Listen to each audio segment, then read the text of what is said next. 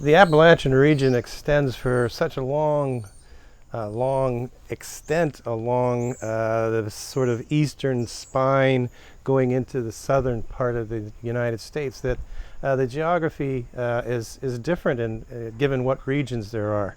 The Appalachian Regional Commission, which was founded in 1965, defined the region in terms of what counties in what states are part of the region.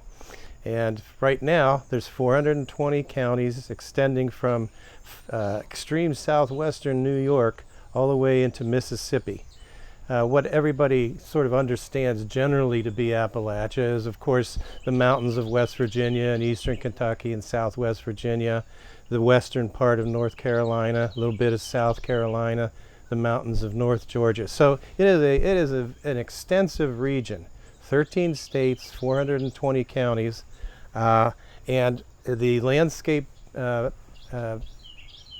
depending on the region, is very mountainous with lots of valleys and high ridges, or as in where I'm from, northern Appalachia in Steubenville, Ohio, right across from the panhandle, the northern panhandle of West Virginia.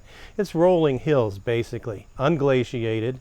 So there are still hills and hollers, but nowhere near as steep as they are in the Smokies or in eastern Kentucky or eastern Tennessee, southwest Virginia.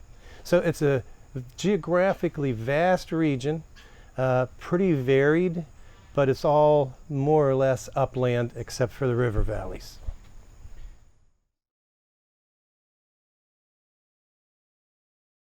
That's a good question.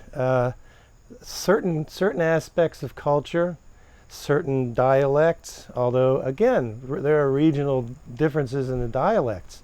There's what's called Pittsburghese. People will be perhaps surprised to find out that the largest city in this big region called Appalachia is Pittsburgh, Pennsylvania.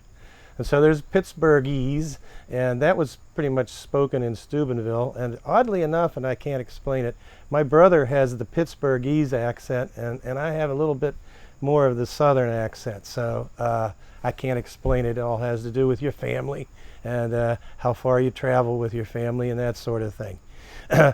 But also what unifies it is the origins of the people, especially in northern and central and southern Appalachia. A lot of Scotch-Irish influence at the very beginning in the late 18th century. But there were also influxes of other nationalities, including Germans. And if you were to live in a town like I grew up in northern Appalachia, there were huge amounts of Italians, Eastern Europeans of all kinds, Greeks, and so we had, I like to say that growing up in my part of Appalachia, in northern Appalachia, was almost as diverse as you could expect in New York City. We had individually, we had Catholic parishes, Irish Catholic parishes, we had Polish Catholic parishes, we had Italian Catholic parishes, and then the beauty of it all was, and the unifying thing was the Central Catholic High School, where all these kids who had grown up in these ethnic neighborhoods and who had played sports against one another all came together in the Catholic Central High School in a huge literal melting pot of every kind of Appalachian culture and ethnicity.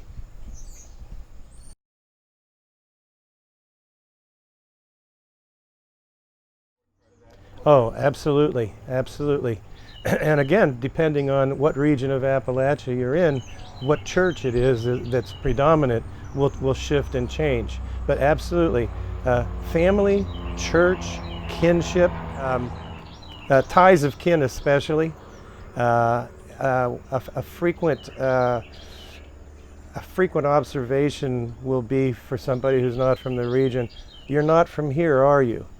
Or are you kin of Mr. Whitaker who lives down on 4 Acre? And those kinds of personal kinship questions are a part of the universal experience, I think, of at least rural Appalachia. Urban Appalachia is more cosmopolitan and heterogeneous, but rural Appalachia tends to be very place-oriented, family-oriented, kin-oriented. And of course, I'm generalizing because it is such a large region. What we have learned over the years is that given the stereotypes of Appalachian culture and the misperceptions of Appalachian culture, uh, you, finer and finer points are having to be made about the region and about its culture, because it is a vast geographic and ethnic and cultural area that has lots of parts to it, and you can't, I don't think, distill it down to any one particular thing. There's not one particular story of Appalachia that is the whole story. It's the amalgamation of all of the stories. And so I said earlier that, you know, there's Scotch, Irish, and Germans and everything, but there's also, and always has been, an African American population in Appalachia. And our friend Frank X. Walker was the founder of the Appalachian poets, maybe 10, 12 years ago. And the story of why he had to do that is pretty interesting. He was at a reading, and you know, the word Appalachian came up, and he decided to look it up in Webster's or one of the common dictionaries. And the definition of Appalachian, even though he was an Appalachian and he knew lots of African American Appalachians, was, you know, white mountain dwelling people in, you know. So he said, wait a minute, you know, they're not just white. I'm not white. So there has been a real interest and a real rise and a real enthusiasm for the Appalachian movement in Appalachian literature as well. And of course, it's contentious. It's contentious too. You know, the issues of cultural appropriation and all of that are always a part of the conversation when you get serious about who is Appalachian, what is an Appalachian, and even where is Appalachia.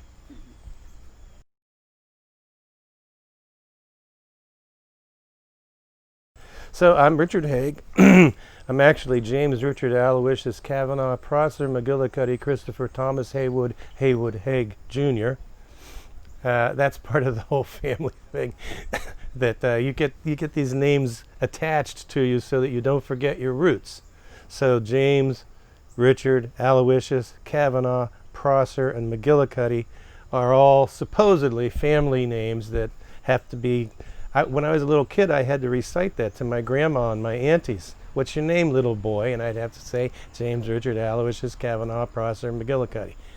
The other ones are you know, added names because, you know, I was Catholic, and so I was confirmed, so I chose Christopher.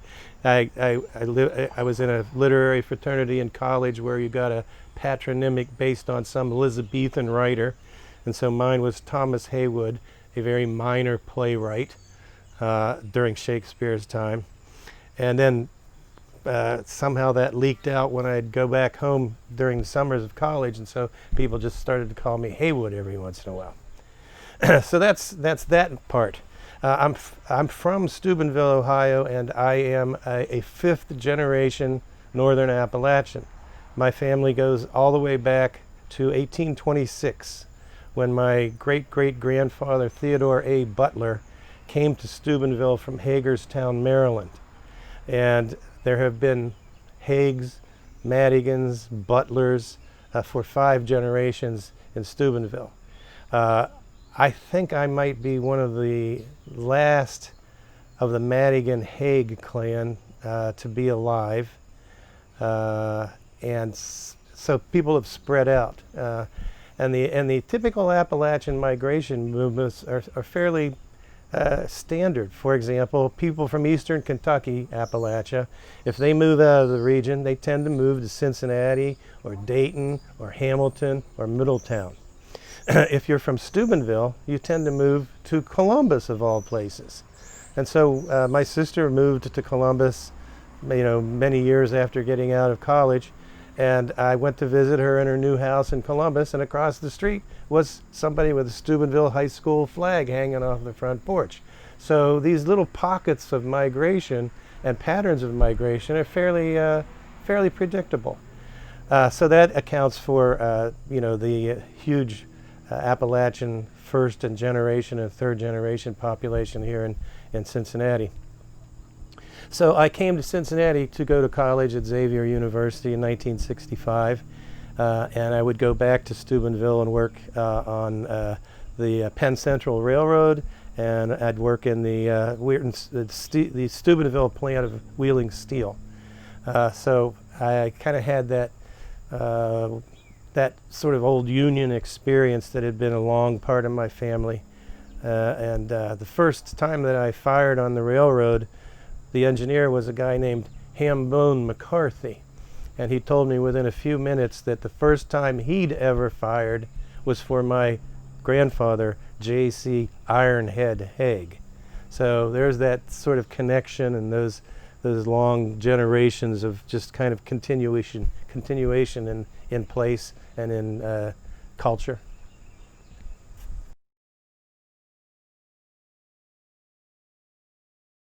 Come from before they were there. Yeah, from the British Isles, and you know, other places in Europe, but primarily the original influence was Scottish and Irish.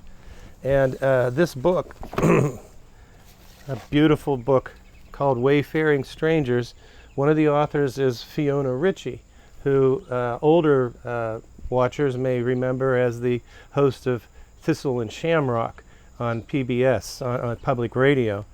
And you know, she was able to fill show after show after show after show, season after season after season, with music influenced by the culture that was really a part of the origins of Appalachian culture. I have to remind us, though, that there are other cultures that have become a part of what we would call contemporary Appalachian culture.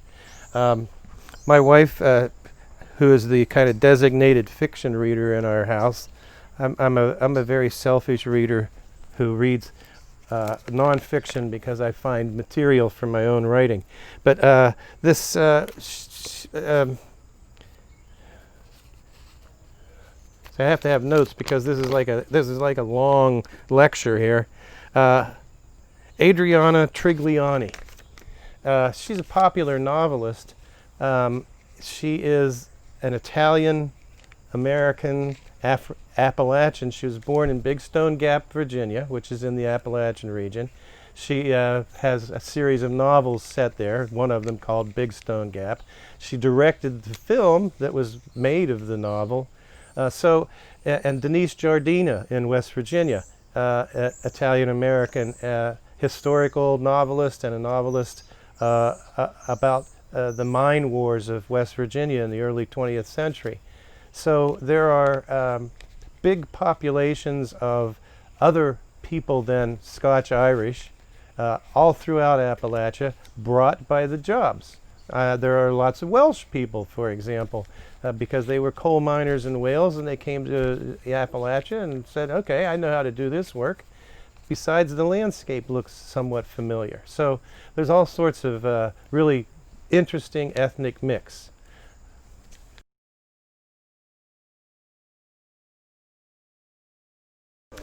Yes, and that impoverishment and that industrial aspect go hand in hand, don't they? When the first Appalachian cultures sprang up in the mountains, it was a barter society. It was a make-do society, economically speaking, and nobody was poor because everybody was able to, you know, just get what they needed to get. But once extractive industry came into the region, coal mining, timber first, coal mining, the economy changed and it became a kind of cash-based economy. And so the whole problem is really the subject of one of the most famous early Appalachian novels called River of Earth by James Still, published in the 40s, right around the time of Grapes of Wrath, to which it was very favorably compared. And it's the story of a mountain family who are torn between the agricultural, agrarian kind of make-do economy that was the beginnings of Appalachian culture, and the coal mining industry that keeps tempting the father of this family away to make cash money instead of raising the garden and using the woods for foraging and so on. So the picture of Appalachia that we have today is warped often by a kind of nostalgic desire for the Beverly Hillbillies notion of Appalachian culture before they found the black gold, and the impoverishment of the people. But the impoverishment of the people is because of the treatment of the landscape. I remember when I was a kid, even in northern Appalachia, they closed Interstate 70 sometime when I was in college or late high school, and my father and I had some land down in an eastern county of Ohio. They closed Interstate 70 for several days just so they could crawl the Gem of Egypt, a huge strip mining machine, across Interstate 70 and ravage the other side of Interstate 70. The Gem of Egypt, though it sounds beautiful, oh wow, the Gem of Egypt, the giant earth mover. That's what GEM stood for. So that landscape, that strip mined and now mountaintop removal landscape, again, is not, it's got depth. That story has depth and is deeply involved in the fate of Appalachia.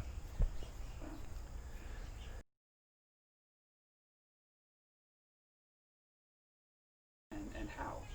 And again, surprisingly, perhaps, though I grew up in northern Appalachia and I grew up 20 miles from one of the biggest country music stations in the country, WWVA in Wheeling, West Virginia, home of the Jamboree, I never knew about Appalachian music, traditional Appalachian music, until I came to Cincinnati. And this was true of many of my friends who grew up in the upper Ohio Valley.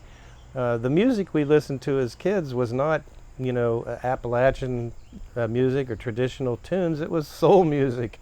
It was Detroit, music. And so my friend John Ray, who grew up in Mingo Junction, Ohio, which is a mile down the river from Steubenville, says still today, and he's a very sophisticated man, but he says, when I hear that twang at the beginning of a banjo piece, and I cringe. So again, we can't generalize at all really about Appalachia because it from place to place the way the culture works varies. But I was stunned to discover, and I'll read this poem that it was a result of it, that my grandfather, J.C. Ironhead Hague, whose name I mentioned a little earlier, and who was a locomotive engineer for the Panhandle Railroad, I was stunned to find that he must have played the mandolin as a boy. So this poem comes from my discovery of that experience. My grandfather's mandolin.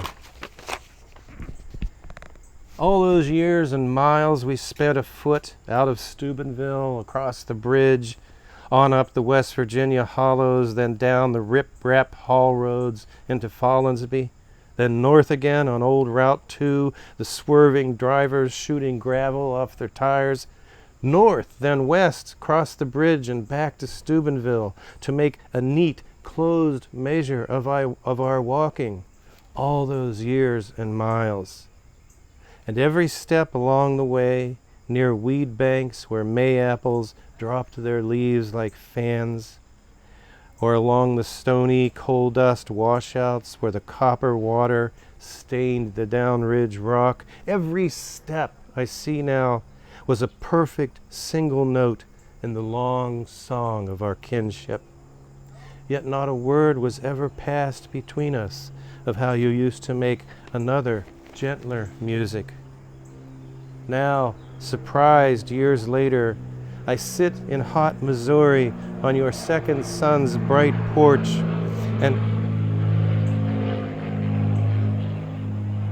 and try to tune what he tells me was your favorite mandolin.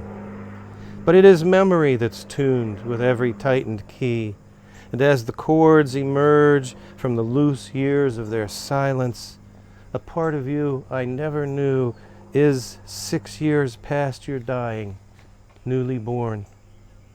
Now I know the quiet of the hours in the willows by the river, fishing for the shad we never caught, but hearing always, high above us on the banks, the old men singing in their gardens by the tracks.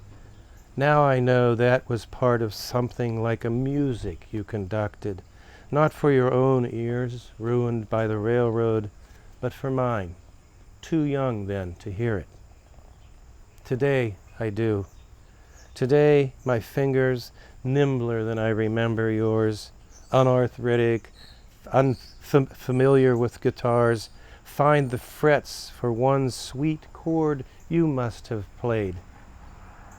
On this late St. Joe porch, 1,000 miles from your grave, you lean against the railing, younger again than I am, stern angel, humming me home to your death. So the connections, even before I knew them, they were there. And this moment in which I discovered my grandfather not only had a mandolin, but a favorite one, suggesting that there may have been more than one, was a real moment of connection back to that. And in the urbanization and in all the hustle and bustle of post-World War II industrial America, that got lost for a while. And I was really happy to rediscover it. So then when I came to Cincinnati and became aware much more of Appalachian culture, my wife and I frequented a bar in Over the Rhine called Aunt Maudie's Country Gardens. And it featured Vernon McIntyre and the Appalachian Grass, and the singer was the legendary and marvelous Katie Lauer. That was a homecoming in a very important way for me. And since then, bluegrass music and traditional music from Appalachia has always been really close to my heart.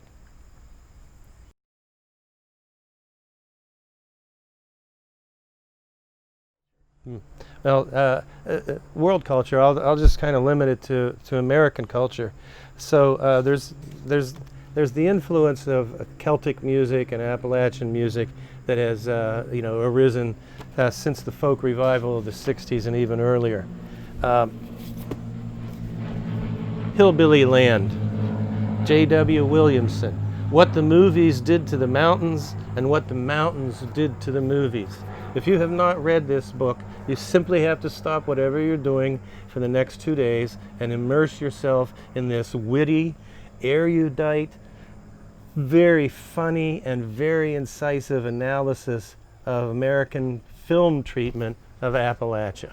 Now, this was published 10 or 15 years ago, so you're not going to find Oh Brother, Where Art Thou, or Mate One, or any of the other films, good and bad, and whatever the thing is that is going to be based on Hillbilly Elegy, that infamous bestseller, purportedly explaining Appalachians and Trump and the connection, and also presenting us with a very dysfunctional family and all that.